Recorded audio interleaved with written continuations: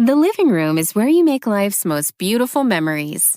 But your sofa shouldn't be the one remembering them. The new life-resistant, high-performance furniture collection from Ashley is designed to withstand all the spills, slip-ups, and muddy paws that come with the best parts of life.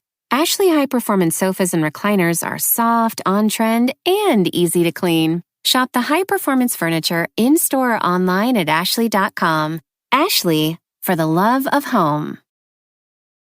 I'm your host, Annie Bowles, and this is News du Jour.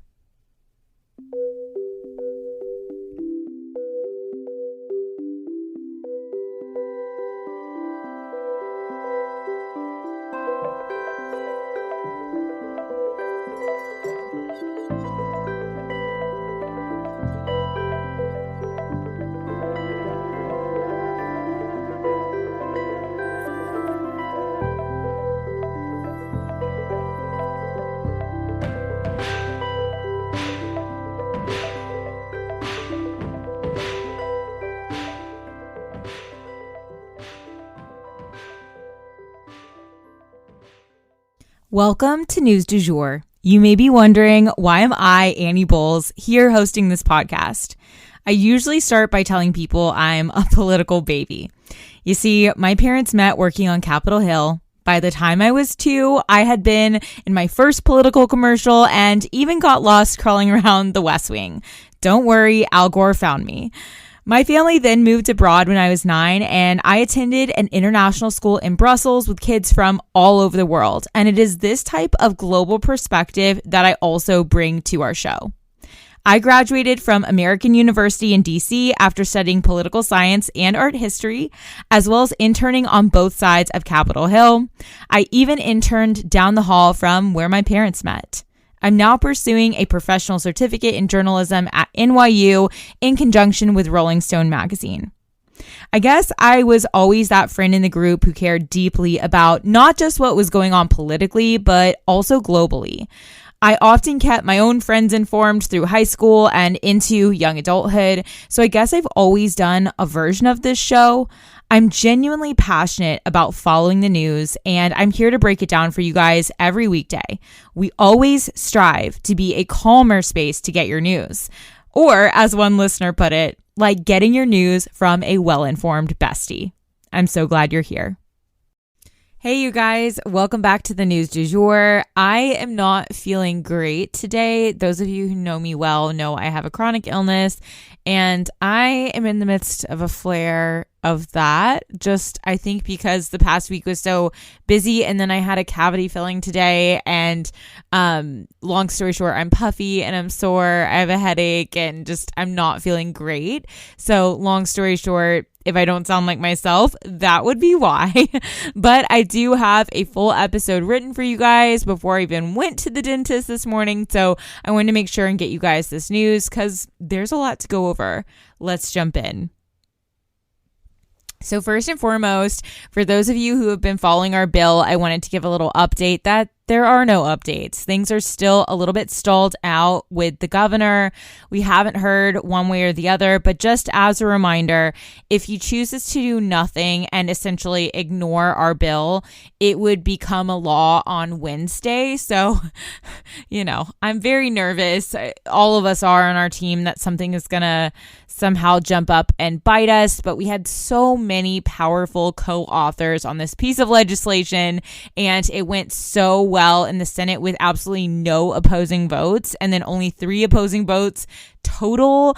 I really feel like it would be crazy to for the governor to oppose this, but anyway, I'm going to be holding my breath and just praying constantly between now and then, and also doing the work of picking up the phone and calling Governor Stitt. If you want to call him, I will go ahead and put his phone number in our show notes so you guys can do that. It would mean the world to us. And all you need to ask is that he sign Senate Bill 1470 into law. So for today, I have one mini story for you guys, a couple climate related stories here at the top, and then we're going to touch on opening statements from Trump's first criminal trial, and then get into the state of the TikTok app. In case the headlines have been scary or confusing, we will jump into all of those details. Let's dive in. So first and foremost, the U.S. is considering sanctions against a group of Israeli military soldiers in the West Bank who are pretty routinely involved or even provoking violence. And they've even been accused of human rights violations against U.S. citizens specifically who found themselves in the area. So long story short, this is a very heated subject with a lot at play. We will definitely keep you guys posted. And then for our climate related issues, I wanted to start off with 15 million people here in the US are under severe weather warning. So severe spring weather is headed towards about 15 million people here in the US in the middle of our country this week.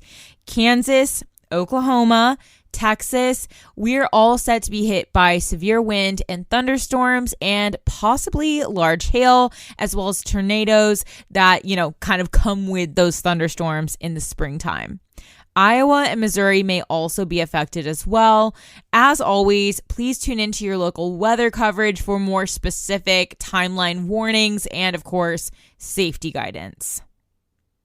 And with that, I also wanted to touch on what is going on in Afghanistan and Pakistan. There has been very severe rainfall. So according to CNN, as we reported yesterday, over 130 people have died across Afghanistan and Pakistan, and over 600 animals have been killed too. There's damage to over 100,000 acres of agricultural land, according to The Guardian, and apparently this type of rain is normal for monsoon season, but this is not monsoon season. One of the most affected areas has received 3 times its average April rainfall, and Pakistan has received double. And again, this is before monsoon season. Monsoon season is typically June through September. So we are a couple months early with this type of rainfall, and it definitely is worrisome going into those wetter months. We'll definitely keep you guys posted. And then I wanted to touch on really quickly an Earth Day investment. So President Biden chose to mark Earth Day this year with a massive investment of $7 billion, you guys, for solar energy with a specific focus on disadvantaged communities, according to The Guardian. The program is also expected to create as many as 200,000 jobs. And as we've covered, at length on this show, Biden is always seeking to pair those two things up. The Green New Deal and all of that is all about creating jobs through climate advocacy and climate work. So this is incredible, and I really hope it makes a difference. We'll keep you guys posted. Now let's head over to Manhattan for opening statements in Trump's first criminal trial. So opening statements were heard yesterday in Trump's hush money case in Manhattan, but they were not televised to the public. So unfortunately, we only have journalists' reactions and what they've managed to capture with their words to go off of. And long story short, they also heard a first witness in this criminal trial. It was a man by the name of David Pecker. And David Pecker was formerly the publisher of a publication called the National Enquirer, who the prosecution is alleging participated in what's called catch and kill efforts. Basically, where a news publication will pay to buy a story from a journalist and then never publish it. They own the story, so no one else can publish it, but they want it hidden. So they never actually run the story that they've paid for. This is obviously an ideal tactic for politicians looking to keep a story out of the press. Oh, maybe one content warning here. This is scandalous, but maybe a story like them allegedly sexually assaulting a porn star while they were married. That might be a good example of something they're trying to keep out of the press. So obviously, David Pecker is, very key to this case, but I have a feeling that almost every witness in this is going to pack a punch. We will specifically be looking out for when they want to talk to Michael Cohen, who, his testimony is definitely going to be, called into question by the very nature of it. He was involved in what he's saying was a crime, but long story short, he's going to be a key player in all of this. So David Pecker is as well. I don't have a lot of detail right now on what was said. All of that is coming out into the press as I'm recording this, but everything wrapped up about 1 p.m. Eastern time, and the court will resume at 11 a.m. Eastern time today.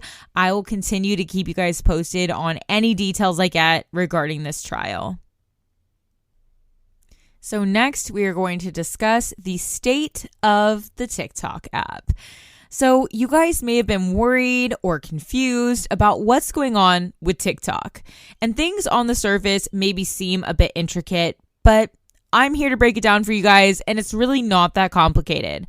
The underlying message is here that the app doesn't seem to be going anywhere anytime soon. Let's jump into those details. So just this past week, the ban on the TikTok app that would essentially force the sale of the company to a US-based company passed the House. And it will now go to the Senate for a vote where it looks likely to pass as well. So on its face, you might be thinking, oh my gosh, that means TikTok is going away.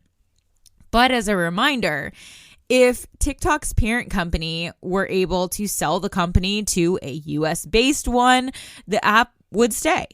But also, TikTok's parent company called ByteDance has vowed to fight this legislation in court if it were to pass. So even if the bill does somehow pass the Senate and then somehow get signed by President Biden, who, by the way, is also on the TikTok app by now, the app would likely still stay active here while things play out in court. So things are definitely really, really up in the air. And while this bill is moving, that doesn't mean it's set to shut down the app anytime soon. Americans have also taken to TikTok and to news outlets to voice their passion for the app, explaining how it has helped their businesses, social causes, and more. It's connected so many people, and the app has truly changed conversations around mental health, familial relations, LGBTQIA+ language, and so much more. It's hard to even calculate its impact on American society, and I think the thing that cracks me up the most as someone who is an early adopter of TikTok is seeing people who vow that they hate TikTok doing things that became popular on TikTok without knowing that. And that has always cracked me up. TikTok is a place where people connect, where vibes are set, where cultural trends are set. And at the end of the day, this is what I know. Americans want their data protected, but they also want TikTok to stay overall. So where is the happy medium that we can come to here? Especially with President Biden being active on the app, it's hard to imagine the app just disappearing. So it looks like it would be a logistical and, very legally difficult as well to just poof, disappear overnight. However, if that looks like it's going to happen, we will definitely let you guys know. We'll keep you posted all along the way. And that for today is the news du jour. Today, I wanted to leave you guys with the quote, "There's no comparison between the sun and the moon. They both shine when it's their time." If you enjoyed this episode, please subscribe on whatever podcast platform you use to listen. A rate and review on that platform or a shout out on social media would mean the world to us and help us to be able to keep creating the news du jour and reach more people who need a calmer space to consume the news.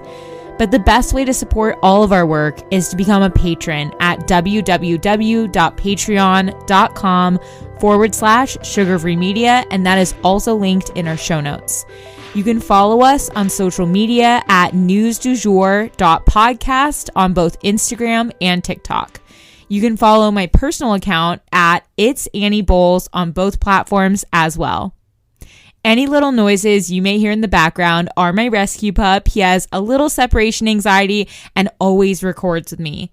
We appreciate you listening and look forward to telling you about the news again next time on News du Jour. Broadcasting from